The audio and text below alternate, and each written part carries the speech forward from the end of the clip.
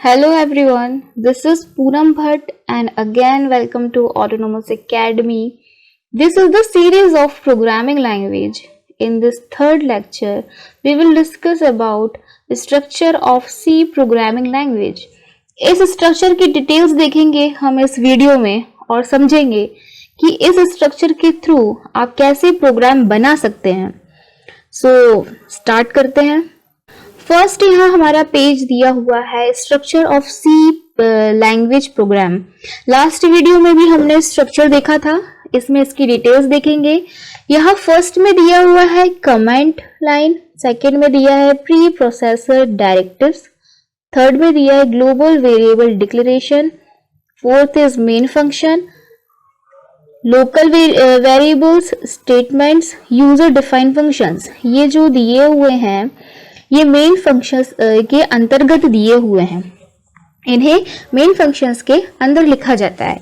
यहाँ अब हम वेरिएबल्स की बात करें, वेरिएबल्स जो दिए हुए हैं तो यहाँ मैं यही पे क्लियर कर देना चाहती हूँ कि वेरिएबल्स जो होते हैं वो टू टाइप्स के होते हैं।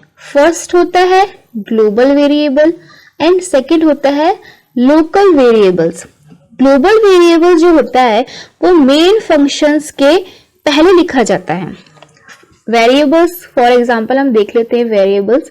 फर्स्ट एग्जांपल हम ले लेते हैं इंट, ये हम आगे पढ़ेंगे। इंट जो होता है ये मैथमेटिकल ऑपरेशंस परफॉर्म करने के लिए यूज किया जाता है, इस वेरिएबल को यूज करते हैं। तो मेन फंक्शंस के पहले जब कोई भी वेरिएबल्स लिखा जाता है तो उसे ग्लोबल कहा जाता है, और लोकल वेरिएबल्स मेन फंक्शंस के अंदर जो लिखा जाता है उसे लोकल वेरिएबल्स कहते हैं। इसे हम और आगे पढ़ेंगे।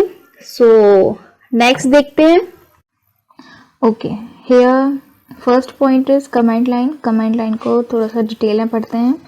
कमेंट लाइन क्यों यूज होती है प्रोग्राम्स में उसे देखते हैं। कमेंट लाइन लिखने के लिए यहाँ पर एक साइन दिया हुआ है, slash asterisk dash dash dash asterisk slash. इसका यूज क्यों होता है? इसका यूज होता है कि हम यहाँ पे मल्टीपल कमेंट लाइंस यहाँ पे राइट कर सकते हैं।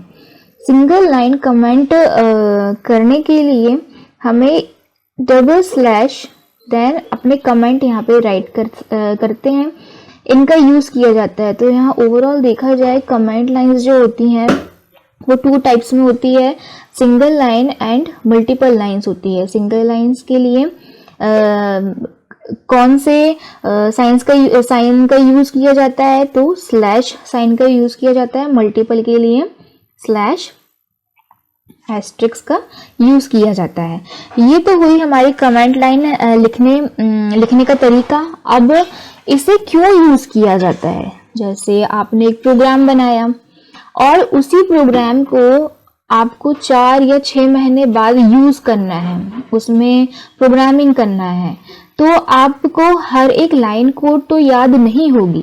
किसी कोड को आपने कहाँ लिखा है उसे याद करना बहुत मुश्किल होगा।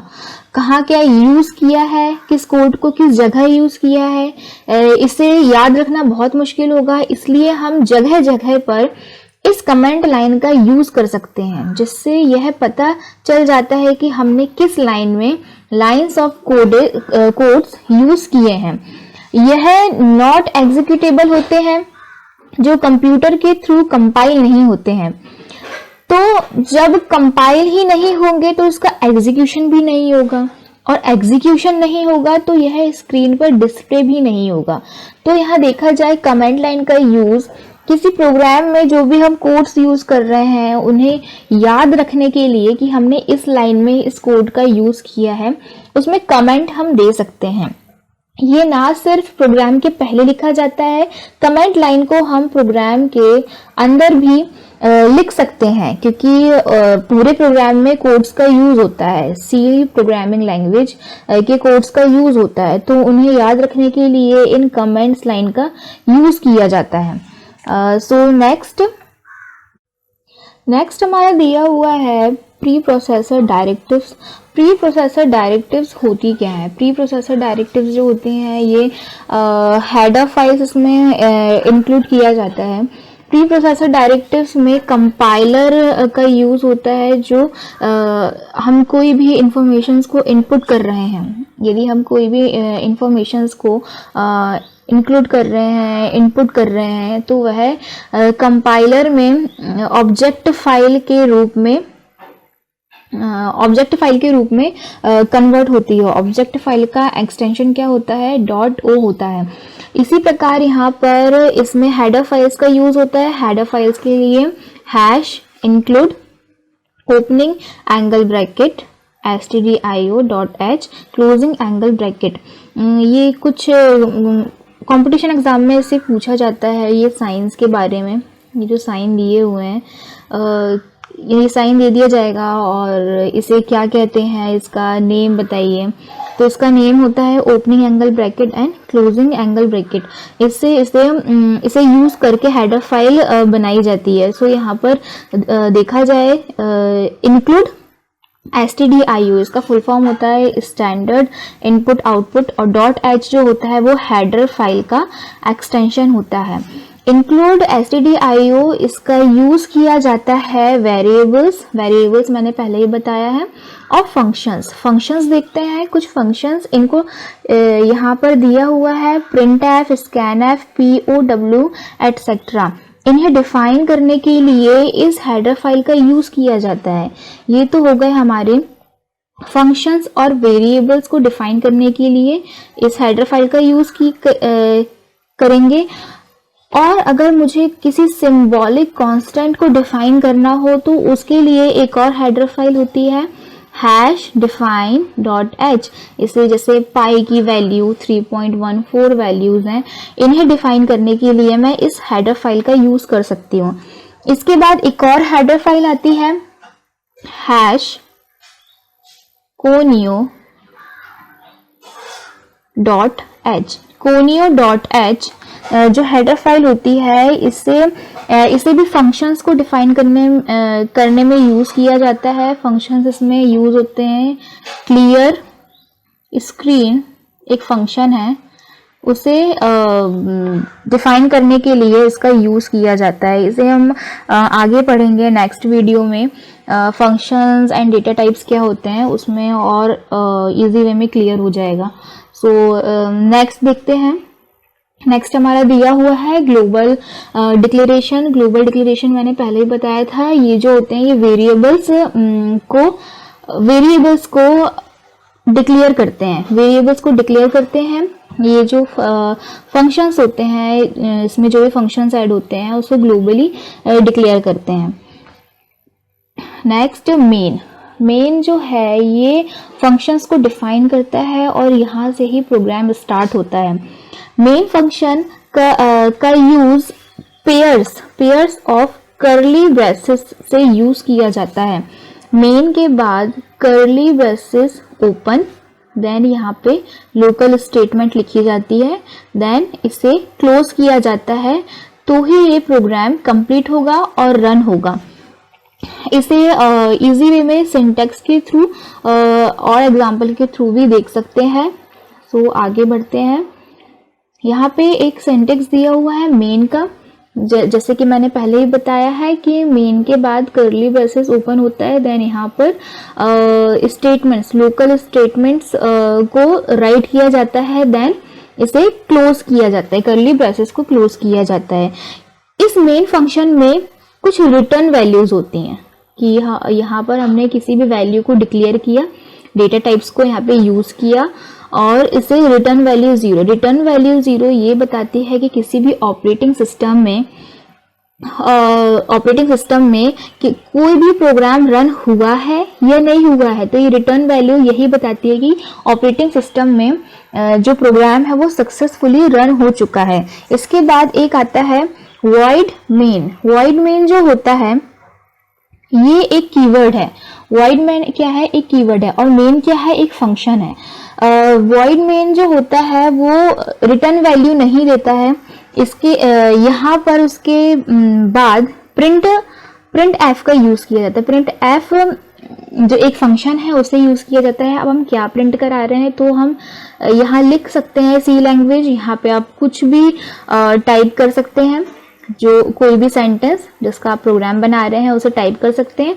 देन कर्ली ब्रेसेस को क्लोज करेंगे। जितने हमने कर्ली ब्रेसेस ओपन किए थे उसके अकॉर्डिंग यहाँ देखा जाए उसे लास्ट में क्लोज करेंगे। देन आउटपुट हमें क्या मिल जाएगा, सी लैंग्वेज। इसे एग्जाम्पल के थ्रू और देखते हैं।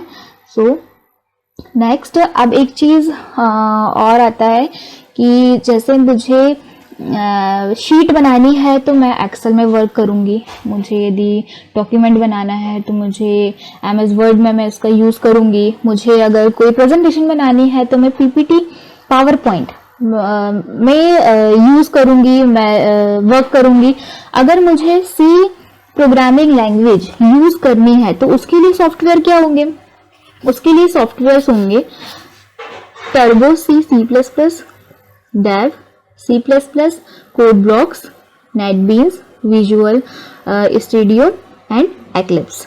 इन सॉफ्टवेयर का यूज करके आप सी लैंग्वेज को बना सकते हैं, एक प्रोग्राम बना सकते हैं, उसे रन कर सकते हैं। तो यहाँ पर ये इजी वे ऑनलाइन मिल जाएंगे ये सॉफ्टवेयर्स, तो आप देख सकते हैं। उसके बाद नेक्स्ट यहाँ पर हमारा दिया हुआ है first C programming with return values. ये हमारा एक, जैसे कि हमने स्ट्रक्चर देखा था, फर्स्ट हमारी कमेंट लाइन थी, तो ये कमेंट लाइन दिया हुआ है। और इसमें देखा जाए first C program with return value, ये हमारा कमेंट है। और स्लैश एस्ट्रिक जो दिया हुआ है ये मल्टीपल लाइंस, यहाँ मल्टीपल कमेंट हम यहाँ पर लिख सकते हैं। देन हमारी हेडर फाइल हो जाती है। Header file pre processor directives में आता है। हेडर फाइल्स हमने इसमें यूज किया है इंक्लूड stdio।